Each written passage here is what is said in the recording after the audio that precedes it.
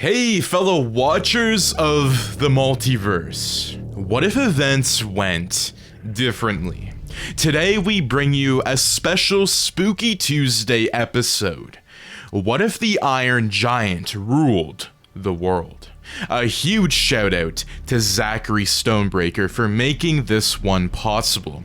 Zachary is the head writer and idea maker for this new series on the channel.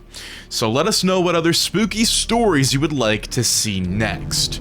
We're rolling out tons of new fan fictions and original stories, and there's so much more to come. By supporting us on Patreon and Substack, you'll get exclusive perks and behind the scenes content. You'll also get behind the scenes content if you become a member here on YouTube. Plus, you'll be helping us fund the production of Season 2 of our What If motion comic book animations. Your support is crucial for us to continue creating high quality content and bringing your favorite characters to life in new and exciting ways. Becoming a member means you'll get early access to videos, special updates, and the chance to support more amazing projects. Thank you so much for joining us on this epic journey through the multiverse. Stay tuned for even more incredible stories and adventures. But that being said, let's dive into the brand new What If. The missile was headed directly for the town, and there was nothing nobody could do to stop it. Well, there was something one person could do, but he was being restrained by his childhood friend Hogarth, who knew he may die in the process. The Iron Giant was the only thing that could save the town. He explained to Hogarth that if he didn't stop it, it would wipe out his whole town, meaning it would kill his parents and every one of his friends. This had gotten him. Hogarth wiped a tear from his eyes and hugged the iron feet of the giant.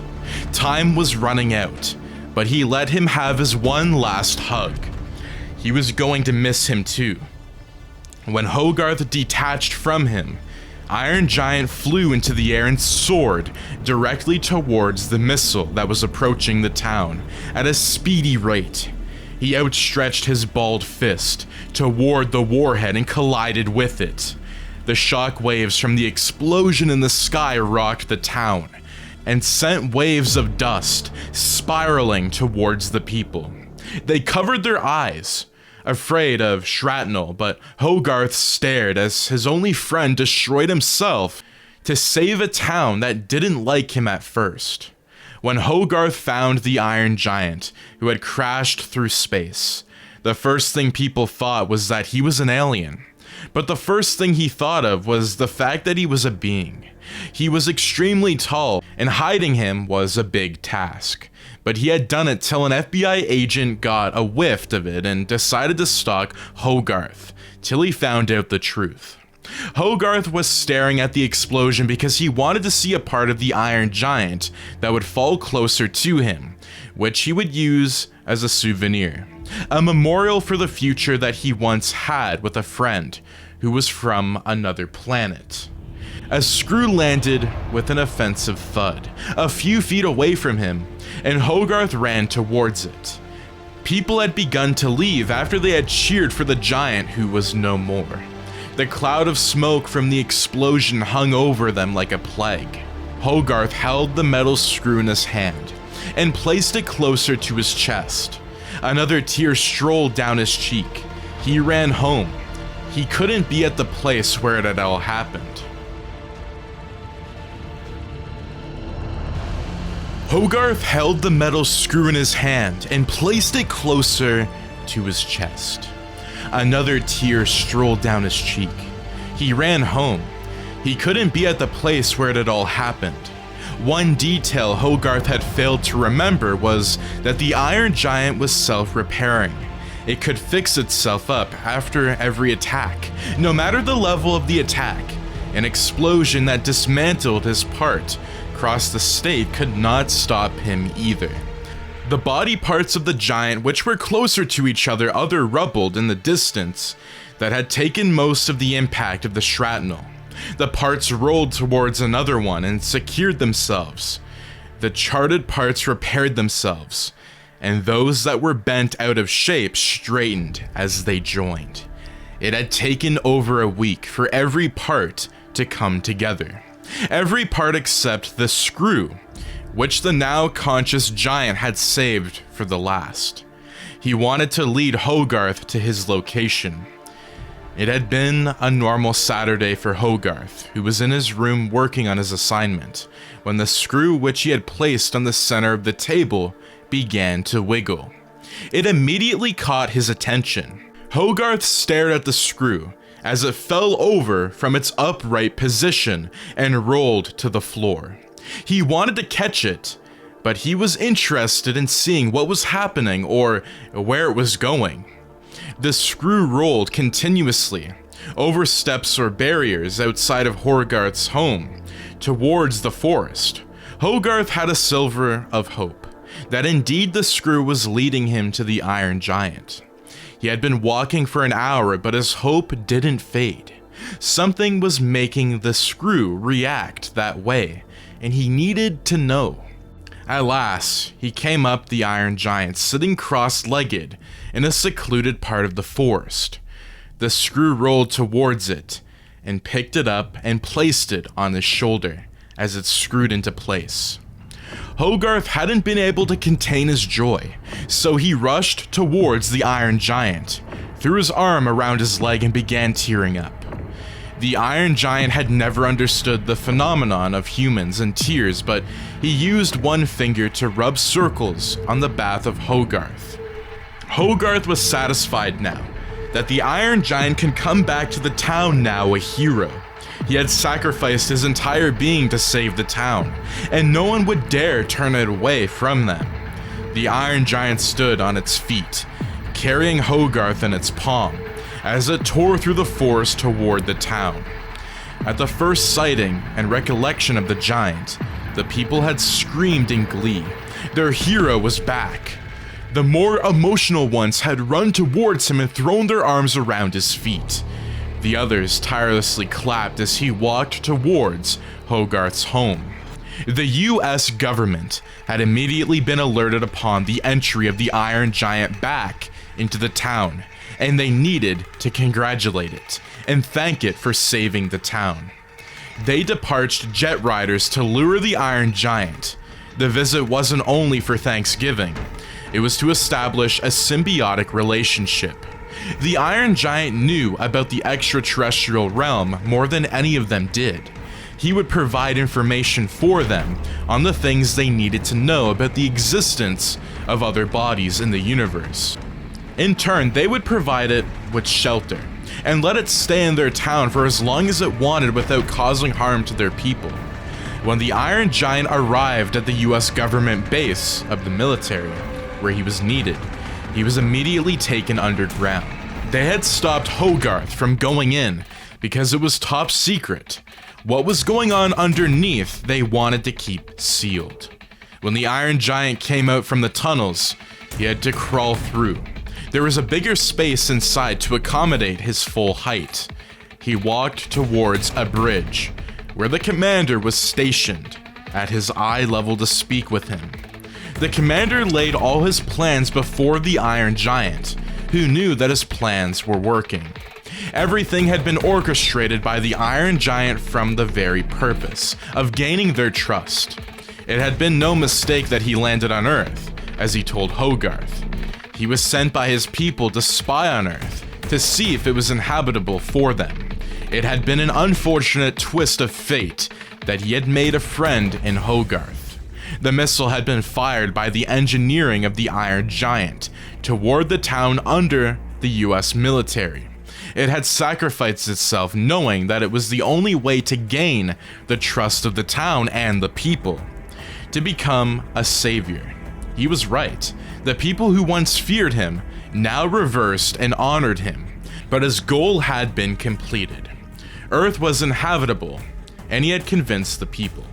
He needed to send a message across to them, and it was only the US military that would have such a communication device within their reach. When the Iron Giant had crawled out of the tunnels, he had ejected mini robots to crawl through the spaces in search of the device he needed. It was a special satellite that was secured behind a steel door, which was easy to breach, but it was managed by guards 24/7. The bots could access the safe unnoticed and find out if they could truly contact his people. It was inevitable because his people would clash with the people of Earth because they were not as temperate as he was. They would invade the planet and take control of it by force. The Iron Giant didn't care for anyone on the planet except Hogarth.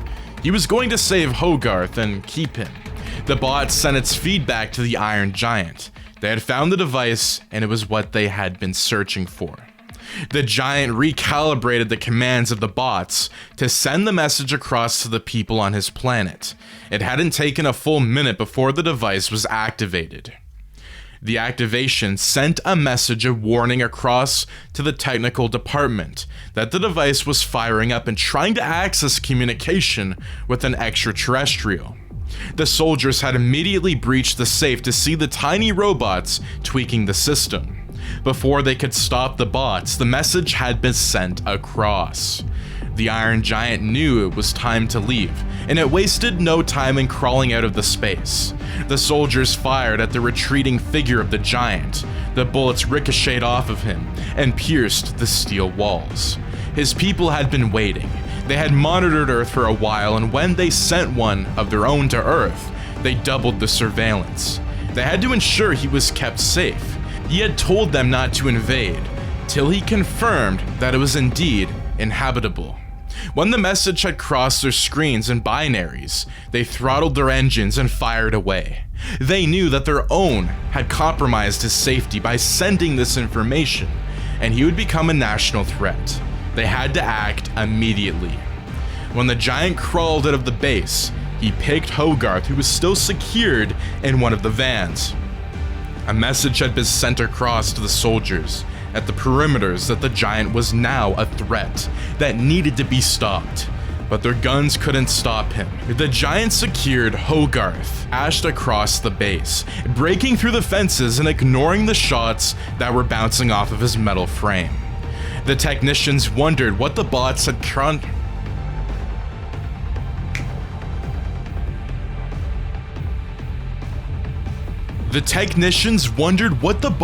contacted and if it was going to respond. They got their answer a few minutes later when they discovered that something had breached the atmosphere and was headed directly towards their town. They had informed the commander, who had immediately ordered an air force to strike down the threat at all costs. The technicians noted something else. At first, it was one intruder, but their radar glitched and the intruders multiplied, and there was a dozen extraterrestrial ships headed towards them. The jet fighters had flown in their numbers when it equally popped up on their radar that there was a fleet of intruders invading their planet. They flew towards the coordinates the ship was crashing towards, but they saw nothing. One of the jet fighters, who was confused and oblivious to the possibility of a force field, collided with one of the alien ships. The explosion rattled the invisibility shield of one of the alien ships and made it visible for the other fighters to see. It dawned on them that the ships appeared on their radar, but they were uncloaked. They fired rapidly at the ship. They could see the bullets gliding off their ship without leaving a dent. The alien ship fired in return, tearing down their air fleet in minutes as none stood a chance against the heavy weapons. The other fleet of alien ships landed, burning everything in its path before it came to a halt. They had landed at various locations to make the invasion and dominate more successful. They were all Iron Giants, but they had chosen to name the Iron Giant, which led to their successful invasion, IG-1, because he was the first on this planet. They contacted him that they had landed successfully. IG-1 broke out of the forest with an unconscious Hogarth in its palm. He had wiped his memory so he wouldn't remember his family, who were about to be wiped out. He placed his body in a secure pod where they incubated their young ones. It was inhabitable for humans likewise. IG-1 stood armed to the teeth with his brothers, watching as the backup soldiers and Air Force came towards them. They were going to win. If they had an olfactory system, he would smell it.